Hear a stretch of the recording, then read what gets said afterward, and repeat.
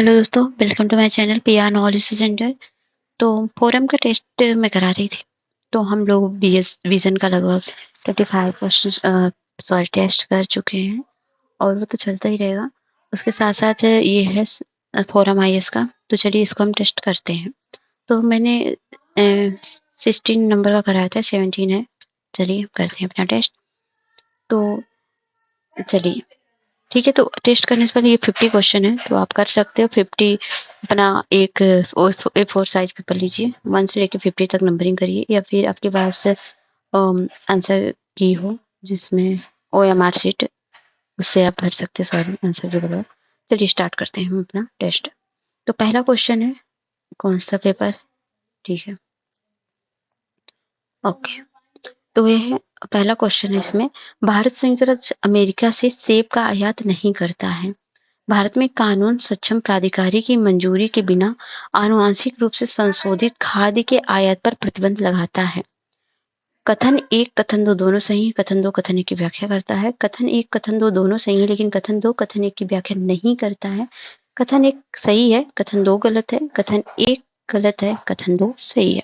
तो इसका आंसर क्या होगा?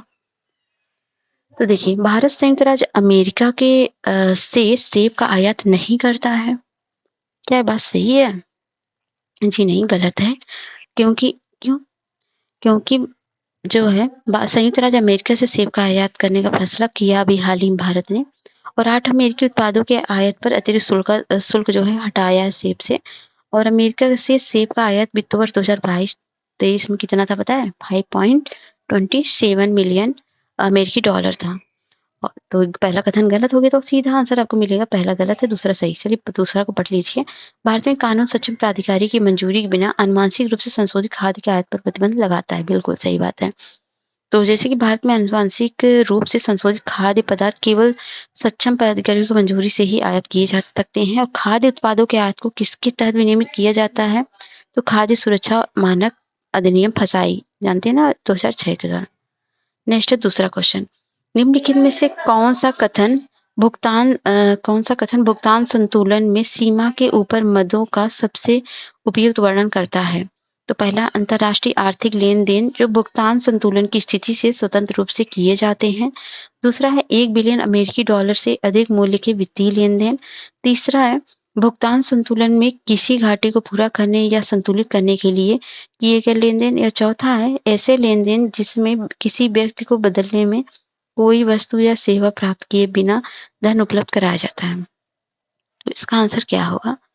इसका आंसर पहला होगा, अंतरराष्ट्रीय आर्थिक लेन-देन जो भुगतान संतुलन की स्थिति से स्वतंत्र रूप से किए जाते हैं। तो बैलेंस ऑफ पेमेंट क्या होता है तो पता होगा। एक देश के निवासियों के बीच जो शेष विश्व के साथ एक निश्चित समयावधि के लिए वस्तुओं और सेवाओं की परिसंपत्तियों के लेन-देन का रिकॉर्ड होता है, उसको बैलेंस ऑफ पेमेंट कहते हैं। ठीक है।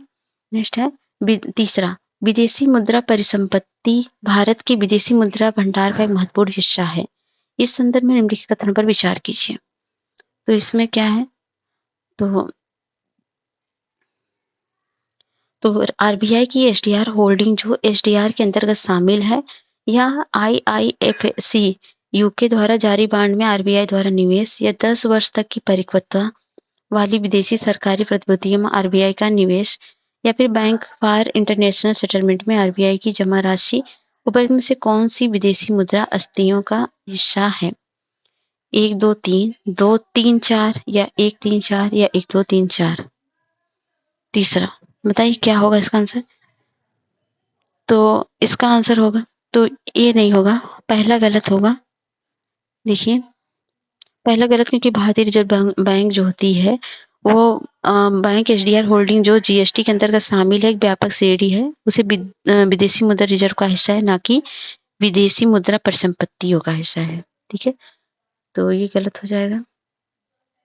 और आईआईएफसी यूके द्वारा जारी बांड में आरबीआई द्वारा निवेश, तो ये दूसरा भी गलत है, क्योंकि विदेशी चालू परिसंपत्ति में आईआईएफसी यूके द्वारा जारी बांड में आरबीआई द्वारा किया गया निवेश भी शामिल नहीं है, तो गलत है।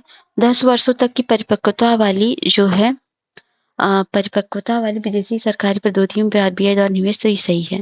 बैंक फॉर इंटरनेशनल सेटलमेंट में आरबीआई की जमा राशि, ये भी सही है। तो दूसरा, तीसरा चौथा सही है, तो ऑप्शन आपका हो जाएगा ये बी। चौथा है, देशों द्वारा अपनी मुद्रा की विनिमय दर निर्धारित करने के लिए विभिन्न प्रकार की विधियों का उपयोग किया गया है। इस संदर्भ में ब्रिटेन वुड्स प्रणाली को निम्नलिखित में से किस रूप में सबसे उपयुक्त रूप से समझाया जा सकता है? यह एक प्रकार की मुद्रा व्यवस्था है जहां केंद्रीय बैंकों ने विनिमय दरों को प्रबंधित करने के लिए विदेशी मुद्राओं को खरीदने और बेचने में हस्तक्षेप किया। विनिमय दर बाजार की शक्तियों द्वारा निर्धारित होती थी, या वैश्विक वित्तीय संस्थाओं में विनिमय दर को एक विशेष स्तर पर निर्धारित कर दिया, या मुद्राएं अमेरिकी डॉलर के मूल्य से जुड़ी हुई थी। कौन सा सही है? तो ये है डी, वही मुद्राएं अमेरिकी डॉलर के मूल्य से जुड़ी हुई थी। भारत के संदर्भ में निम्नलिखित में से कौन सा कारक मुद्रा संकट के जोखिम को कम करने में योगदान करता है? भारत के आईआईटी क्षेत्र की विदेशी मुद्रा आय, या सरकारी व्यय में वृद्धि, या विदेश में भारतीयों से प्राप्त धन? कौन सा आंसर इसमें सही होगा पश्चिमी में? तो देखिए, इसमें तो भारत के आईटी क्षेत्र की विदेशी मुद्रा का आय सही होगा, सरकारी व्यय में वृद्धि नहीं होगा, ये होगा विदेश में भारतीयों से प्राप्त धन। तो option 1 and 3 is right. Next है, निम्नलिखित में से कौन सा आय के चक्रीय प्रवाह में रिसाव मतलब लीकेज के रूप में जाना जाता है? निर्यात, आयात, इन्वेंटरी, ये उपरोक्त सभी। कौन जाना जाता है? तो इसमें जाना जाता है आयात को। ठीक है, आय का चक्राकार प्रवाह अर्थव्यवस्था का एक सरलीकृत मॉडल है जो दिखाता है कि धन विभिन्न क्षेत्रों में किस प्रकार प्रभावित होता है। और निम्नलिखित कथन पर विचार कीजिए, वैश्विक सेवा निर्यात में भारत की हिस्सेदारी वित्त वर्ष 2023 में 8% हो गई थी। ठीक है, और मेक इन इंडिया योजना ने भारत में पिछले 10 वर्षों में सेवा क्षेत्र के विकास में योगदान दिया है। कौन सा कथन इसमें सही है? तो कथन कारण दोनों सही हैं। कथन कारण की व्याख्या करता है, कथन और कथन दो दोनों सही है। कथन दो कथन एक की व्याख्या नहीं कर रहा। कथन एक सही, कथन दो गलत है, कथन एक गलत है, कथन दो सही है। तो इसमें देखिए, कथन एक जो है गलत है, क्योंकि जो है आर्थिक सर्वेक्षण 2023-24 के अनुसार वैश्विक सेवा निर्यात में भारत की हिस्सेदारी जो है 23% से बढ़कर 4.3% हो गई है। मतलब ये 4.3% बढ़ी है, यहाँ 8% दिया है, तो ये गलत हो जाएगा। बाकी मेक इन इंडिया योजना ने भारत में पिछले 10 वर्षों में सेवा क्षेत्र के विकास में योगदान दिया है, ये सही है। नेक्स्ट है 8वां, वर्ष 2023-24 के दौरान भारत के कुल निर्यात में उनकी हिस्सेदारी मूल्य के संदर्भ में अनुसार निम्नलिखित देशों को बढ़ते क्रम में व्यवस्थित कीजिए: अमेरिका, यूएई, चीन, नीदरलैंड। तो कौन सा होगा इसमें? तो देखिए, पहले चीन होगा, चीन के बाद ये नीदरलैंड होगा, फिर यूएई, फिर अमेरिका। ऑप्शन हो जाएगा बी। ठीक है, तो पहले यूएसए का है, ये सबसे ज्यादा हिस्सेदारी यूएसए का है, और फिर है यूएई का, फिर आपका चीन हो जाएगा, और लास्ट में सिंगापुर। ठीक है, अच्छा, तीसरे नंबर पर नीदरलैंड है। ठीक है, यूएई के बाद नीदरलैंड है। यूएसए, यूएई, नीदरलैंड, फिर है चीन, फिर सिंगापुर। ये है, हाल ही में समाचारों में रहा हर्षमैन हार्फिडाल सूचकांक निम्नलिखित में से किसके बारे में जानकारी प्रदान करता है? विकासशील और विकसित देशों के बीच आर्थिक असमानता, टैरिफ और गैर टैरिफ बाधाओं के संदर्भ में अर्थव्यवस्था का खुलापन, या किसी देश में रसद दक्षता, या किसी उद्योग या क्षेत्र के भीतर प्रतिस्पर्धा। तो ये आंसर हो जाएगा किसी उद्योग या क्षेत्र के भीतर प्रतिस्पर्धा। निम्नलिखित देशों पर विचार कीजिए: मॉरिशस, ऑस्ट्रेलिया, संयुक्त अरब अमीरात। उपरोक्त में से कितने देशों के साथ भारत ने मुक्त व्यापार समझौता पर हस्ताक्षर किए हैं? बताइए कौन कौन से देश के साथ किया है?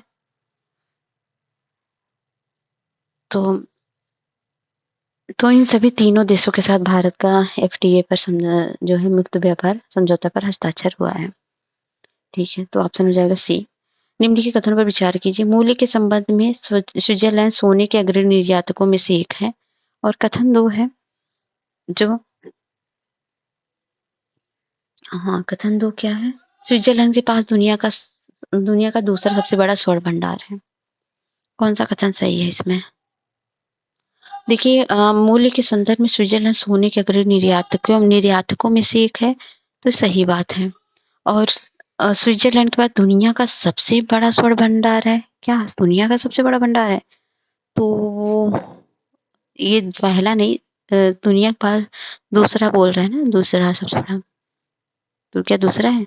तो स्विट्जरलैंड के बाद दुनिया का दूसरा सबसे बड़ा स्वर्ण भंडार नहीं, बल्कि उसके बाद दुनिया का 7वां सबसे बड़ा स्वर्ण भंडार है। दुनिया में सबसे बड़े स्वर्ण भंडार की बात करें तो 3 देशों में है, कौन-कौन से?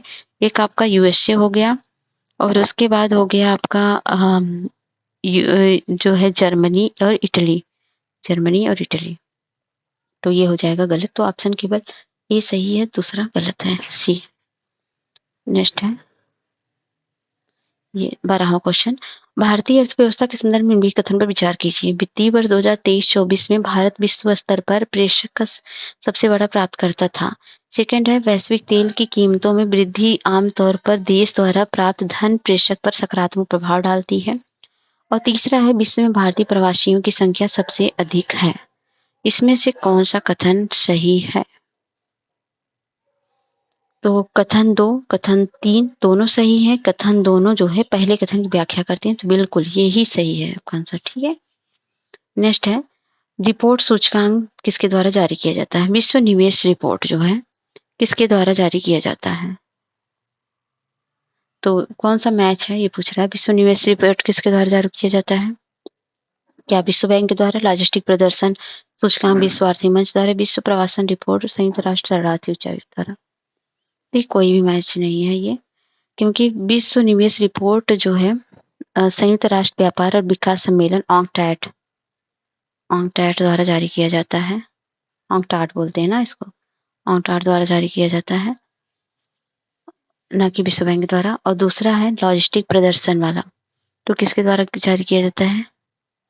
लॉजिस्टिक परफॉर्मेंस इंडेक्स जो है विश्व बैंक मतलब वर्ल्ड बैंक द्वारा जारी किया जाता है। और ये जो है विश्व प्रवासन रिपोर्ट, ये किसके द्वारा जारी किया जाता है? विश्व प्रवासन रिपोर्ट बताइए। तो ये किया जाता है प्रवासन संगठन का प्रमुख जो है अंतरराष्ट्रीय प्रवासन संगठन IOM द्वारा, ठीक है। तो ये तीनों अनमैच है। नेक्स्ट है, भारत में प्रत्यक्ष विदेशी निवेश प्रवाह को भौतिक FDI और डिजिटल FDI में वर्गीकृत किया जा सकता है। इस संदर्भ में कथन विचार कीजिए। सूचना एवं प्रसारण, ऑटोमोबाइल, दवाइयां, दूरसंचार। उपरोक्त में से कितने क्षेत्रों में विदेशी निवेश को डिजिटल FDI के रूप में वर्गीकृत किया जा सकता है? केवल एक, केवल दो, केवल तीन, या सभी चारों? बताइए।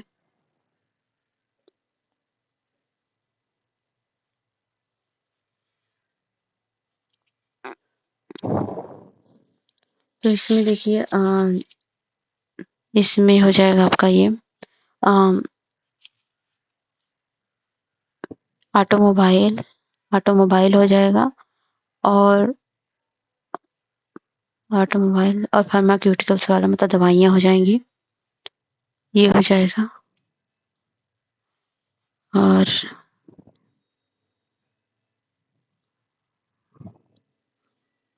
एक मिनट, एक मिनट, ठीक है। तो इसका आंसर ये दोनों हो जाएंगे, तो option B 2। Rapid financing instrument, rapid credit facility निम्नलिखित में से किसके द्वारा उधार देने के प्रावधान संबंधित है? एशियाई विकास बैंक, अंतर्राष्ट्रीय मुद्रा कोष, संयुक्त राष्ट्र पर्यावरण कार्यक्रम, वित्त पहल, या विश्व बैंक? 15 का, तो इसका आंसर हो जाएगा अंतर्राष्ट्रीय मुद्रा कोष। किसी भी देश की अर्थव्यवस्था के बाहरी क्षेत्र के संदर्भ में भुगतान संतुलन एक ऐसी स्थिति को संदर्भित करता है जहां चालू खाता घाटे का वित्तपोषण पूरी तरह से विदेशी उधारी या परिसंपत्ति की बिक्री से किया जाता है, बिना किसी विदेशी मुद्रा भंडार में उतार चढ़ाव के। और चालू खाता, पूंजी खाता दोनों एक साथ हैसियत दर्शाते हैं। विदेशी मुद्रा की मांग को केंद्रीय बैंक द्वारा रखे गए विदेशी मुद्रा भंडार का उपयोग करके संतुलित किया जाता है। पूंजी खाता अधिशेष चालू खाता घाटे से बड़ा है। तो कौन सा इसमें सही है? तो इसमें सही हो जाएगा ए, चालू खाता घाटे का वित्तपोषण पूरी तरह से विदेशी उधार परिसंपत्तियों की बिक्री से किया जाता है, बिना किसी विदेशी मुद्रा भंडार में उतार चढ़ाव के, ठीक है। नेक्स्ट है 17वां। तो ये है सांकेतिक प्रभावी विनिमय दर के संदर्भ में निम्नलिखित कथनों पर विचार कीजिए। नीड के बारे में है। किसी मुद्रा की वास्तविक क्रय शक्ति को प्रतिबिंबित करने के लिए इसे मुद्रास्फीति के रूप में समायोजित किया जाता है। यह कई विदेशी मुद्राओं के भारित औसत के मुकाबले किसी मुद्रा के मूल्य का माप है। नीर में कमी विदेशी मुद्राओं की बासेट की तुलना में घरेलू मुद्रा के मूल्य में कमी को दर्शाता है। 1-2 सही है, 2-3 सही है, 1-3 सही है, 1-2-3 सही है। कौन सा सही है? तो इसमें दूसरा तीसरा सही है, पहला गलत है। पहला गलत है क्योंकि नीर मुद्रास्फीति के लिए समायोजित नहीं किया जाता है। ये एक सांकेतिक उपाय है, जबकि वास्तविक प्रभावी विनिमय मुद्रास्फीति के लिए जिम्मेदार है। ठीक है, तो 2-3 सही है। वित्तीय बाजारों के संदर्भ में टेपर टैंटम शब्द का सबसे अच्छा अर्थ क्या है? टेपर टैंटम का तो क्या है? तो किसी देश में विदेशी निवेश में अचानक वृद्धि जिसके परिणामस्वरूप बांड प्रतिफल में उल्लेखनीय कमी आ जाती है, तो ये नहीं है। बस सरकार ने बुनियादी ढांचे पर बड़े पूंजीगत व्यय की घोषणा की, इसके परिणामस्वरूप उधारी में वृद्धि के कारण बांड प्रतिफल में मामूली वृद्धि हुई। तो केंद्रीय बैंक द्वारा बांड खरीद कार्यक्रम की गति कम करने की घोषणा के कारण बांड प्रतिफल में अचानक वृद्धि, इसी को बोलते हैं पेपर टैंट्रम। ठीक है, नेक्स्ट है 19वां क्वेश्चन। भारतीय अर्थव्यवस्था के संदर्भ में कथन विचार कीजिए। एक भारतीय निवासी एक वित्तीय वर्ष के भीतर विदेशी मुद्रा में भारत के बाहर रहने वाले अपने रिश्तेदार को किसी भी राशि नगद उपहार में दे सकता है। भारत पूर्ण चालू खाता परिवर्तनीयता का अनुसरण करता है।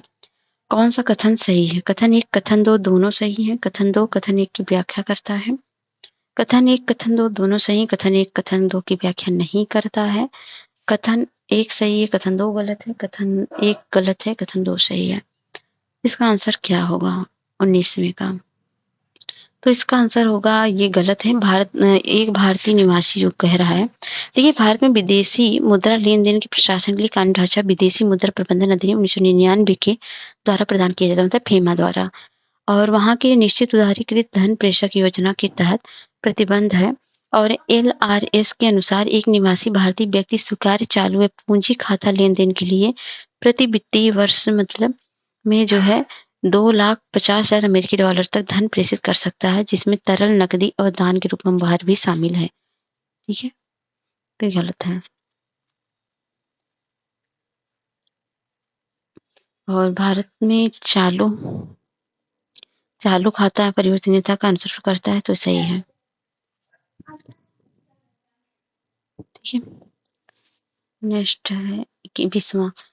आयातित वस्तुओं का उच्च उपभोग व्यय, वैश्विक ईंधन कीमतों में वृद्धि, निर्यात प्रतिस्पर्धा में गिरावट, देश में शुद्ध प्रेषक में वृद्धि, उपरोक्त में से कितने कारक भारत के चालू खाता घाटे का कारण बन सकते हैं? तो कौन कौन से बन सकते हैं? देखिए, पहला बन सकता है वैश्विक ईंधन कीमतों में वृद्धि से हो सकता है, और दूसरा भी सही है, निर्यात प्रतिस्पर्धा में गिरावट से भी हो सकता है, और तीसरा भी सही, ये आयातित वस्तुओं का उच्च उपभोग और व्यय भी सही है। लेकिन देश में शुद्ध प्रेषण में वृद्धि इससे नहीं होगा, क्योंकि भारत शुद्ध प्रेषण वृद्धि से चालू घाटे में सुधार होता है। ठीक है, घाटे की बात बोल रहा है ना, सुधार की नहीं। तो ऑप्शन हो जाएगा 3 सही। नेक्स्ट है 21वां। तो ये है, यदि संयुक्त राज्य अमेरिका अपने ऋण पर चूक करता है, तो अमेरिकी ट्रेजरी बॉन्ड धारक भुगतान प्राप्त करने के लिए अपने दावों का प्रयोग नहीं कर पाएंगे। यूएसए सरकार का ऋण किसी भी ठोस संपत्ति द्वारा समर्थित नहीं है, बल्कि केवल सरकार के विश्वास द्वारा समर्थित है। कथन 1 कथन 2 दोनों सही है, कथन 2 कथन 1 की व्याख्या करता है। कथन 1 कथन 2 दोनों सही है, कथन 2 कथन 1 की व्याख्या नहीं करता है। कथन 1 सही है, कथन 2 गलत है, या कथन 1 गलत है, कथन 2 सही है। 21वां। तो इसका आंसर हो जाएगा, दोनों सही है, व्याख्या भी सही कर रहे हैं। ठीक है, नेक्स्ट है, निम्नलिखित व्यापार बाधाओं पर विचार कीजिए। व्यापार प्रतिबंध, लाइसेंस, कोटा, प्रतिपूरक शुल्क, स्वच्छता और फाइटो सैनिटरी उपाय और स्थानीय सामग्री आवश्यकताएं। उपरोक्त में से कितने को व्यापार में गैर टैरिफ बाधाओं के रूप में वर्गीकृत किया गया है? तो कितना किया गया है? तो पहला तो सही है, व्यापार प्रतिबंध सही है, और दूसरा लाइसेंस, और ये तीसरा भी सही है। चौथा नहीं होगा, प्रतिपूरक शुल्क नहीं होगा। पांचवा सही है, और छठवां भी सही है। तो 1 2 3 4 5 सही है।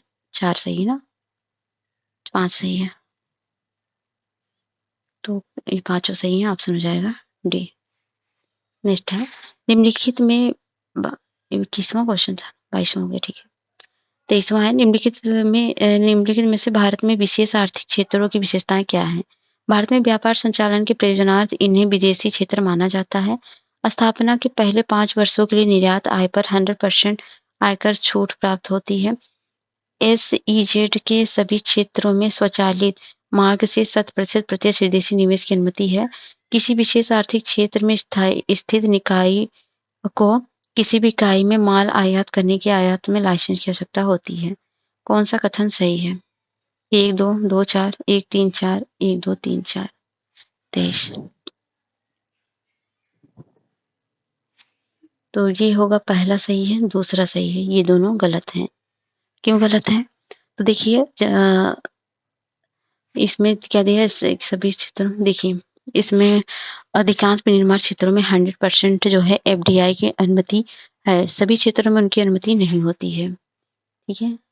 तो इसलिए गलत है। किसी विशेष आर्थिक क्षेत्र में स्थायी इकाई किसी भी इकाई से माल आयात करने के लिए आयात लाइसेंस की आवश्यकता होती है। तो देखिए एसईजेड में इकाइयां उन्हें आयात लाइसेंस की आवश्यकता नहीं होती, तो ये गलत हो गया। Option 1 and 2 is right. Bharat के भुगतान संतुलन के संदर्भ में विकथन विचार कीजिए। भारत में किसी सॉफ्टवेयर इंजीनियर द्वारा भारत के बाहर स्थित किसी कंपनी को प्रदान की गई सेवाएं, केंद्र सरकार द्वारा विदेश से लिया गया ऋण, विदेश में काम करने वाले लोगों द्वारा भारत में अपने परिवारों को भेजी गई धनराशि, किसी विदेशी निवेशक द्वारा भारत की किसी कंपनी में किया गया प्रत्यक्ष विदेशी निवेश। कितने भारत के भुगतान संतुलन के खाते का हिस्सा बनते हैं? 1, 2, 3, 4, 24। तो इसमें पहला सही है, भारत के किसी सॉफ्टवेयर इंजीनियर द्वारा भारत के बाहर स्थित किसी कंपनी को प्रदान की गई सेवाएं सही है। दूसरा गलत है, केंद्र सरकार द्वारा विदेश से लिया गया ऋण, तो ये नहीं है। और विदेश में काम करने वाले लोगों द्वारा भारत में अपने परिवारों को भेजी गई धनराशि, ये सही है। और चौथा क्या है? ये गलत है क्योंकि किसी विदेशी निवेशक द्वारा भारत में किसी कंपनी में किया गया प्रत्यक्ष विदेशी निवेश गलत है, तो ऑप्शन हो जाएगा 2। नेक्स्ट है, निम्नलिखित में से कौन सा जो है शब्द आयात कवर का सबसे अच्छा वर्णन करता है, जो कभी-कभी समाचारों में आता है? किसी भी देश के सकल घरेलू उत्पाद में आयात के मूल्य का अनुपात, यह 1 वर्ष में किसी देश के आयात का कुल मूल्य है, यह 2 देशों के बीच निर्यात और आयात के मूल्य के बीच का अनुपात है, यह आयात के महीनों की संख्या है जिसका भुगतान किसी देश के अंतर्राष्ट्रीय भंडार से किया जा सकता है। 25वां, तो इसका आंसर हो जाएगा डी। यह आयात के महीनों की संख्या है जिसका भुगतान किसी देश के अंतर्राष्ट्रीय भंडार से किया जा सकता है। अंतर्राष्ट्रीय वित्त निगम के संदर्भ में विकथन विचार करें। यह निजी कंपनी को सीधे ऋण उपलब्ध कराता है, यह सभी पात्र उधारकर्ताओं को ब्याज मुक्त ऋण प्रदान करता है, यह विश्व बैंक के समूह में स्थापित किया जाने वाला सबसे नया अंग है। कौन सा कथन सही? केवल 1, 1, 2, 3 या कोई नहीं? तो ये है केवल पहला सही है। दूसरा गलत है क्योंकि आईएफसी वाणिज्यिक दरों द्वारा ऋण प्रदान करता है, लेकिन बाजार दरों की तुलना में तुलनात्मक रूप से कम दरों पर ये ऋण आगे निजी निवेशक को आकर्षित या संरक्षित करता है। तो ये जो होगा गलत हुआ। यह विश्व बैंक का समूह स्थापित किया जाने सबसे नया अंग है, तो गलत है। 1988 में स्थापित बहुपक्षीय निवेश गारंटी एजेंसी विश्व बैंक समूह की सबसे नई इकाई है। वहीं आईएफसी की स्थापना इससे पहले 1956 में की थी, ठीक है। नेक्स्ट है, भारत में निम्नलिखित क्षेत्रों पर विचार कीजिए। लॉटरी व्यवसाय, भारतीय परमाणु उपकरण विनिर्माण, व्हाइट लेबल एटीएम परिचालन, सिगरेट का निर्माण। उपरोक्त में से कितने क्षेत्रों में भारत में प्रत्यक्ष विदेशी निवेश प्रतिबंधित है? तो वो है 2 क्षेत्रों में।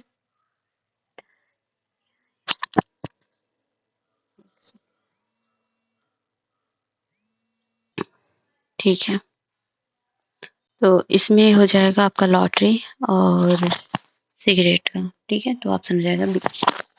नेक्स्ट है, यदि किसी देश की शुद्ध अंतर्राष्ट्रीय निवेश स्थिति नकारात्मक है तो इसे इंगित करता है कि उस देश से बाहर जाने वाले विदेशी पोर्टफोलियो निवेश उस देश में आने वाले विदेशी पोर्टफोलियो निवेश से अधिक है।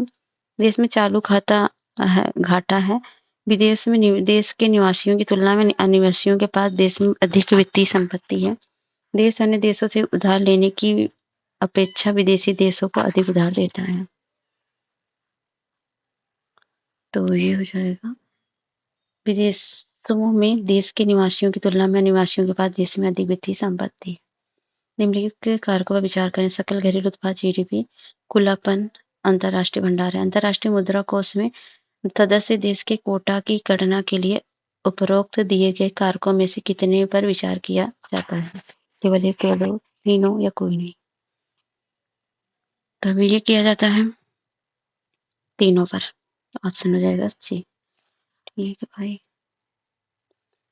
अंतर्राष्ट्रीय पुनर्निर्माण और विकास बैंक के संदर्भ में कथन पर विचार कीजिए। यह राष्ट्रीय और उपराष्ट्रीय स्तर पर सरकारों को ऋण प्रदान करता है। आईबीआरडी के लिए धन का प्रमुख स्रोत सदस्य देशों द्वारा किया गया योगदान है। भारत आईबीआरडी के संस्थापक सदस्यों में से एक है। कौन सा कथन सत्य है? केवल एक, दो, दो, तीन, एक, तीन या दो, तीन? इसमें हो जाएगा एक और तीन सही है। यह राष्ट्रीय और उपराष्ट्रीय स्तर पर सरकारों का ऋण प्रदान करता है। भारत आरबीआरडी संस्थापक देशों में से एक है। तो वह आईबीआरडी देश के आईबीआरडी के लिए धन का प्रमुख स्रोत सदस्य देशों द्वारा किया गया योगदान है। तो ये जो है गलत है। ठीक है। इसमें धन विश्व के वित्तीय बाजार से जुड़ता है। तो ये है 1 and 3 इज राइट। निम्नलिखित कथन पर विचार करें। किसी मुद्रा के अवमूल्यन का प्रभाव यह होता है कि वह अनिवार्य रूप से विदेशी बाजारों में घरेलू निर्यात की प्रतिस्पर्धात्मक में सुधार करता है। घरेलू मुद्रा का विदेशी मूल्य बढ़ाता है। व्यापार संतुलन में सुधार करता है। तब ये हो जाएगा, ये पहला ही केवल सही है। विदेशी बाजारों में घरेलू निर्यात की प्रतिस्पर्धात्मक सुधार करता है। और दूसरा तीसरा गलत है, क्योंकि मुद्रा के मूल्यन से घरेलू मुद्रा का विदेशी मूल्य घटता है।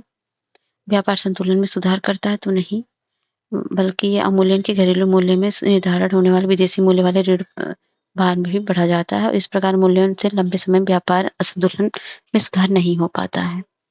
केवल एक सही है। निम्नलिखित अंतर्राष्ट्रीय रिपोर्टों पर विचार करें। वैश्विक वित्तीय स्थिरता रिपोर्ट, राजकोषीय निगरानी, वैश्विक प्रतिस्पर्धात्मकता रिपोर्ट। उपरोक्त में से कितनी रिपोर्ट अंतर्राष्ट्रीय मुद्रा कोष द्वारा जारी की जाती है? तो ये की जाती है, पहला तो सही है, वैश्विक वित्तीय स्थिरता रिपोर्ट है। दूसरा भी सही है, राजकोषीय निगरानी। और तीसरा गलत है, वैश्विक प्रतिस्पर्धात्मक रिपोर्ट नहीं है। तो ये जो है, ये जो है विश्व आर्थिक मंच द्वारा प्रकाशित की जाती है। और यह संस्थाओं, बुनियादी ढांचे, व्यापक आर्थिक स्थिरता, स्वास्थ्य, शिक्षा और नवाचार सहित विभिन्न कारकों के आधार पर देशों की प्रतिस्पर्धात्मक मूल्यांकन करती है। ठीक है। तो ये हो जाएगा 1 2, केवल 2 सही है। यह निम्नलिखित संगठनों पर विचार कीजिए। अंतर्राष्ट्रीय कपास सलाहकार समिति, अंतर्राष्ट्रीय शर्करा संगठन, अंतर्राष्ट्रीय अनाज परिषद। भारत उपरोक्त में से कितने संगठनों का सदस्य है? केवल एक, केवल दो, तीनों या कोई नहीं? तो देखिए, भारत इसमें तीनों का मेंबर है। किसका? अंतर्राष्ट्रीय कपास सलाहकार समिति का, अंतर्राष्ट्रीय शर्करा संगठन का, अंतर्राष्ट्रीय अनाज परिषद का। बैंकिंग सर्वेक्षण पर बेसल समिति के संदर्भ में कथन विचार कीजिए। इसकी स्थापना 1999 में एशियाई वित्तीय संकट की प्रतिक्रिया के रूप में की गई थी।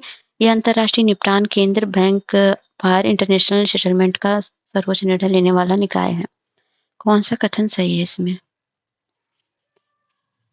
तो देखिए, इसमें दोनों गलत है, क्योंकि इसकी स्थापना कब हुई थी? 1974 में। ठीक है, 1974 में जो है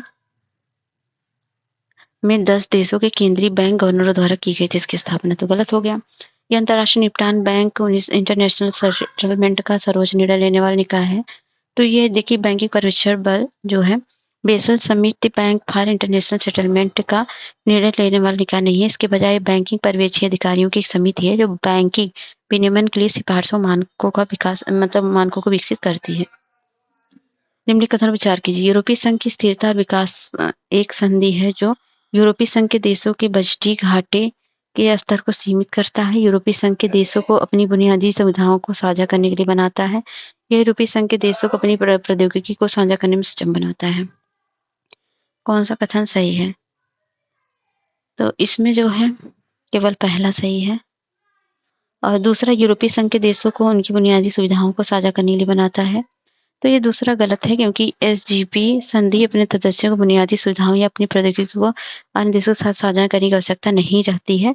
और एसजीपी का उद्देश्य सुनिश्चित करना है कि यूरोपीय संघ में राजकोषीय अनुसंधान बनाए रखा जाएगा और लागू किया जाएगा।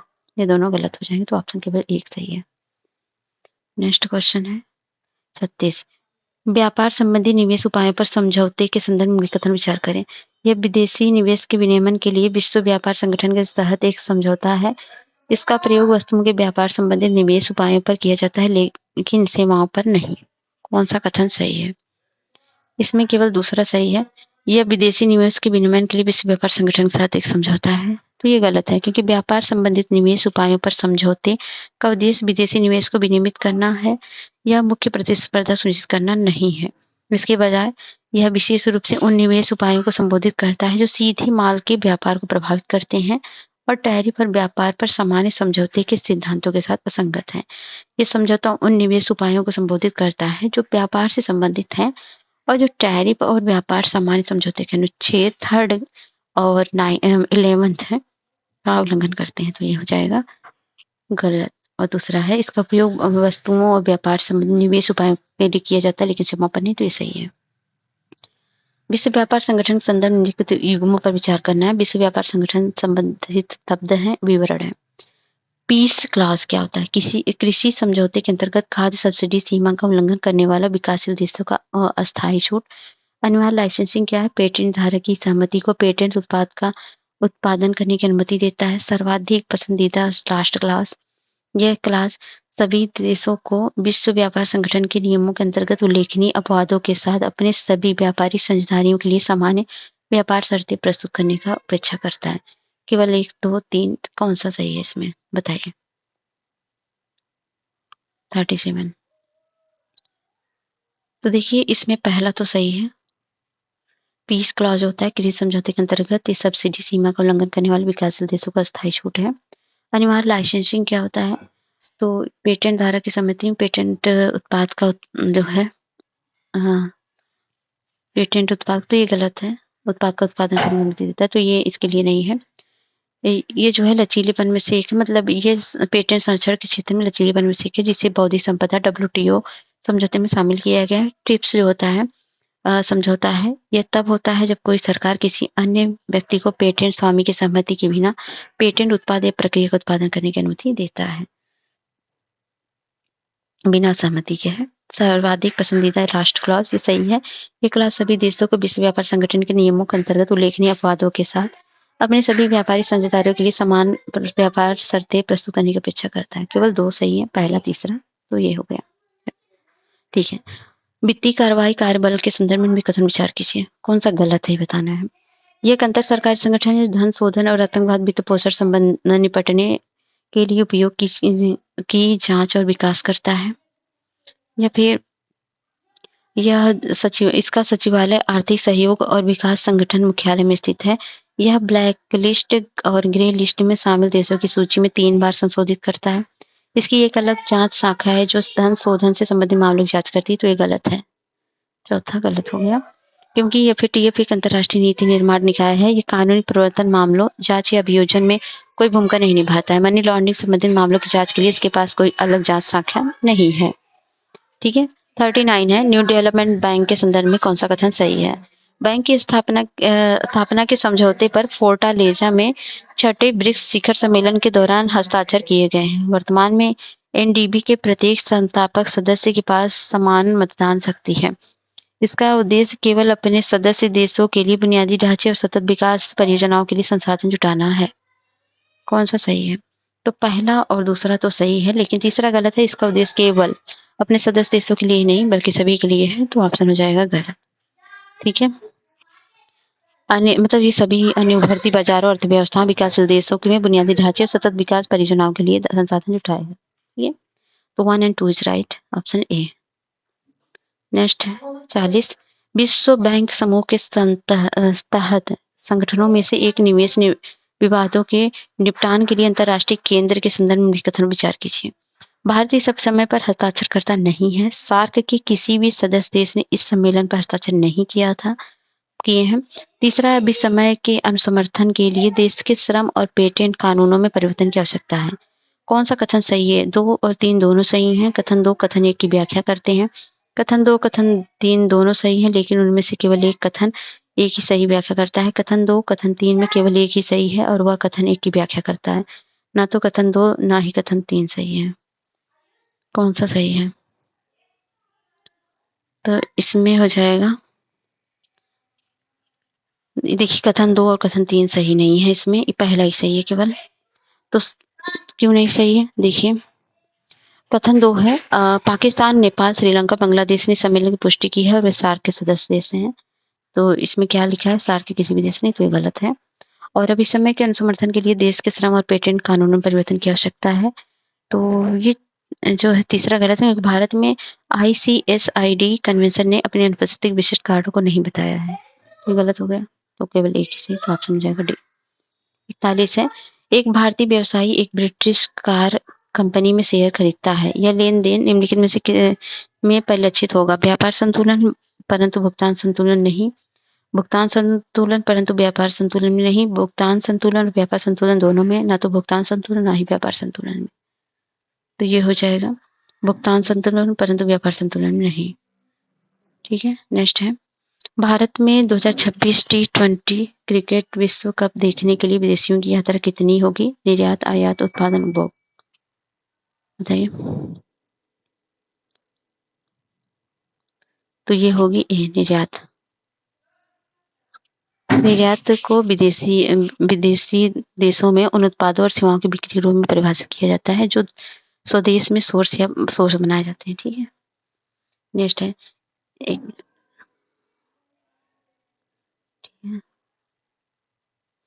एशियाई विकास बैंक के संदर्भ में कथन विचार कीजिए। भारत एशियाई विकास बैंक का संस्थापक सदस्य है। केवल एशिया के देश ही इसके सदस्य बन सकते हैं। किसी सदस्य की वोटिंग शक्ति का निर्धारण निम्नलिखित के आधार पर किया जाता है, उस सदस्य द्वारा धारित ADB के पूंजी स्टॉक शेयरों की संख्या। कौन सा कथन सत्य, 1-3, 1-2, 2-3 या 1-2-3। तो इसमें पहला और तीसरा सही है, पहला सही है और तीसरा सही है। केवल एशिया के देश ही इसके सदस्य बन सकते हैं, तो ये बात गलत है। तो हो जाएगा ऑप्शन ए। ठीक है, क्योंकि ADB की सदस्यता सभी देशों के लिए खुली है। पिछले 5 वर्षों में भारत के चालू खाता शेष की प्रवृत्तियों के संबंध में निम्नलिखित कथन विचार कीजिए। पिछले 5 वर्षों में चालू खाता घटा लगातार बढ़ा है। भारत में पिछले 5 वर्षों में लगातार व्यापारिक घाटे का अनुभव किया है। ऊपरी कथन में कौन सही है, कथन 1 कथन 2 दोनों सही, कथन 2 कथन 1 व्याख्या करता है, कथन 1 कथन 2 दोनों सही, कथन 2 कथन 1 व्याख्या नहीं करता है, कथन 1 कथन 2 दोनों गलत है, कथन 1 कथन 2 दोनों सही है, मतलब सॉरी, कथन 1 गलत है, कथन 2 सही है, और ये कथन 1 सही और 2 गलत। 44 का, तो देखिए पहला कथन जो है गलत है। 5 वर्षों में चालू खाता लगातार घटा नहीं है, अप डाउन आए हैं, लेकिन घट लगातार नहीं है सुबह। ठीक है, अधिकांश समय जो है चालू खाता घटा रहा है, लेकिन इसमें चालू खाता अधिशेष का भी अनुभव किया गया है, तो इसलिए हो जाएगा गलत, बाकी दूसरा सही है, तो ऑप्शन हो जाएगा डी। नेक्स्ट क्वेश्चन है आपका ये, अंतर्राष्ट्रीय तरलता की समस्या किसकी अनुपलब्धता से संबंधित है, वस्तुओं और सेवाओं से, सोना और चांदी से, डॉलर और अन्य कठोर मुद्राओं से, निर्यात योग्य अधिशेष से। इससे है, तो ये है डॉलर और अन्य कठोर मुद्राओं से। प्रबंधित फ्लोटिंग विनिमय दर व्यवस्था के संदर्भ में कथन विचार कीजिए। कथन है, इस व्यवस्था में अधिकारी का आरक्षित लेन-देन शून्य के बराबर नहीं है। इस व्यवस्था में केंद्रीय विश्व बैंक निश्चित सीमाओं के भीतर विनिमय दरों को नियंत्रित करने के लिए विदेशी मुद्रा भंडार खरीदते और बेचते हैं। कथन 1 कथन 2 दोनों सही, कथन 2 कथन 1 व्याख्या करता है, कथन 1 कथन 2 दोनों सही है, कथन 1 कथन 2 की व्याख्या नहीं करता है, और इसमें कथन 1 जो है सही है, कथन 2 गलत है, और दूसरा है कथन 1 गलत है, कथन 2 सही है। देखिए दोनों सही है, व्याख्या भी सही है।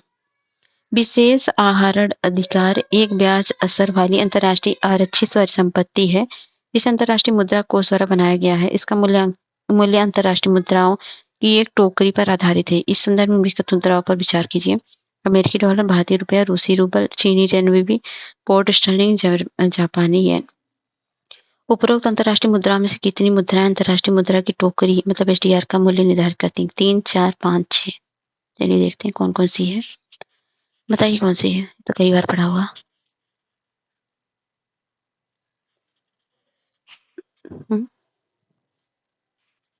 तो देखिए ये है अमेरिकी डॉलर, भारतीय रुपया नहीं है भाई, और रूसी रूबल ये भी नहीं है, चीनी रेन मीन भी ये है, पोर्ट स्टर्लिंग भी है, जापानी येन भी है। 1 2 3 4 हो गया। तो ऑप्शन आपका क्या हो जाएगा? 4। नेक्स्ट है, निम्नलिखित में से किसे प्रत्यक्ष विदेशी निवेश माना जाएगा? भारत में स्टॉक एक्सचेंज में शेयर खरीदने वाली एक विदेशी कंपनी, भारतीय शेयर बाजारों में निवेश करने वाली एक विदेशी देश विदेशन फंड, भारतीय स्टॉक बाजारों में शेयर खरीदने वाली विदेशी मर्चेंट बैंकर, या भारत में शैक्षणिक संस्थान स्थापित करने वाली कोई विदेशी संस्था। तो इसका आंसर हो जाएगा भारत में शैक्षणिक संस्थान स्थापित करने वाली कोई विदेशी संस्था। 49 निम्नलिखित कथनों में से कौन सा वैश्विक क्षमता केंद्रों का सबसे अच्छा वर्णन करता है? भारत जैसे देशों में विभिन्न व्यावसायिक प्रक्रियाओं और सेवाओं को संभालने के लिए बहुराष्ट्रीय निगमों द्वारा राष्ट्रीय अपतटीय इकाइयां और राष्ट्रीय निवेश निर्माण क्षेत्रों में स्थापित निर्यातोन्मुखी विनिर्माण इकाइयां विकासशील देशों में मानव क्षमता विकास को बढ़ावा देने के लिए स्थापित संस्थाएं या राज्य सरकारों द्वारा अपने राज्यों में विदेशी निवेश को बढ़ावा देने के लिए वित्त और प्रौद्योगिकी केंद्र स्थापित करना। 49 इसका आंसर हो जाएगा पहला, भारत जैसे देशों में विभिन्न व्यावसायिक प्रक्रियाओं और सेवाओं को संभालने के लिए बहुराष्ट्रीय निगमों द्वारा स्थापित अपतटीय इकाइयां। नेक्स्ट है लास्ट क्वेश्चन, निम्नलिखित कथन पर विचार कीजिए, किस देश का विदेशी मुद्रा भंडार, किसी देश का जो है विदेशी मुद्रा भंडार सरकार को अपने बाह्य ऋण दायित्वों का भुगतान करने में सहायता करता है, या फिर ये जो है केंद्रीय बैंकों को अपनी होल्डिंग्स पर ब्याज अर्जित करने में सहायता करता है, या भुगतान संतुलन संकट से सुरक्षा प्रदान करता है, या केंद्रीय बैंक को सीमा के भीतर विनिमय दरों को प्रबंधन करने में हेल्प करता है। देखिए सारी चीजें सही हैं, तो ऑप्शन हो जाएगा डी। तो इस तरह से आपका ये टेस्ट कंप्लीट हुआ। तो हमारे चैनल को प्लीज लाइक शेयर सब्सक्राइब करें ताकि सब तक पहुंच सके, और जो भी आपके सुझाव होंगे उनका कमेंट बॉक्स में स्वागत है। बाकी जो चीज़ ना सुनना है वो भी आप पूछ सकते हैं। बाकी टेलीग्राम जरूर ज्वाइन कर लीजिएगा, इसका लिंक आपको हमारे डिस्क्रिप्शन बॉक्स में मिलेगा। ठीक है, मिलते हैं नेक्स्ट वीडियो में, तब तक के लिए जय हिंद जय भारत।